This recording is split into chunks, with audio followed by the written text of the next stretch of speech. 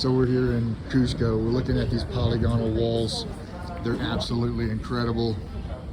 But what I find so funny is that it looks like the wall collapsed and they had to rebuild it, but they couldn't lift these big stones back up, so they had to split the stones into smaller pieces to rebuild the wall. And the reason I think so is because you've got evidence of like splitting these stones with a wedge. I swear to you, it looks like, see, they split it. They had to make them smaller to rebuild the wall. They couldn't do it like the original builders did. I find that so fascinating. Look, there's another one split.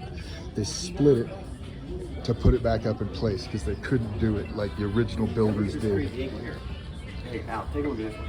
Take a look at the curve, the curvature on this rock that sits on both of these, and then look at the angle that they put here on this thing. Why would you build look, like it's back up on this one. Look at how this one comes up to a little bit of a point, just to cradle perfectly, without mortar. How in the fuck is that possible? So from what I understand, keep it going for a second. Incredible. From what I'm understanding, Look at that. okay, Come to Cusco and check this out for yourselves. so the interlocking seamlessly connects the surrounding stones without mortar. Okay, this level of precision being extraordinary even by today's standards, the stones fit so tightly that not even a blade of grass can slip between the cracks. These are earthquake resistant. The Inca designed walls like this to withstand powerful earthquakes. Instead of collapsing, the stones move slightly and then settle back into place. No way. When we look at the 12-angle stone, it demonstrates this intelligent seismic engineering. No freaking way. They shaped and moved massive stones with extreme precision. The Incas didn't use the wheel, iron tools, or modern measuring instruments. Yeah, well, between you and me, I don't think it was the Incas who did this. Well, mysteriously enough, there's still intrigue. Many visitors and historians still wonder how the Incas achieved such flawless construction without modern tools. Its sense of mystery adds to its allure. Completely flat and smooth. How? I'll be the reason on this one. How and why? My question is, why would they build it like this? And again, here's a prime example. They rebuilt it the best they could when it fell, but couldn't do it like the original builders. Look, this whole thing was put back together, and again, all over this wall, you can see evidence of splitting the stones. They had to split the stones to rebuild this wall because they could not handle. There it is again, split right there. They couldn't handle putting the stones back up. Another split.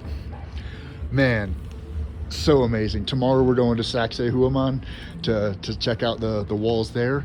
But oh, I love this. Look, more splits. They split this to make it smaller. They couldn't do it like the original builders. This is original. Look, this is original. Everything else looks so primitive compared. Look at how tight these joints are.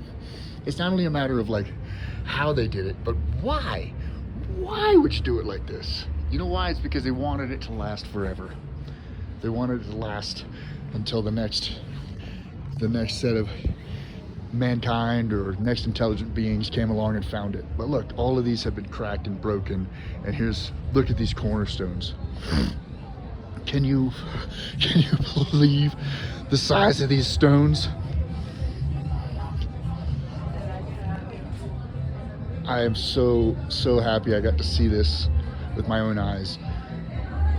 But touching these stones, I could be touching something that's who knows how old. 100,000 years old, 200,000 years old, nobody really knows. One thing's for sure, the Incas didn't do this. They found this and they built on top of it. There's what they built on top.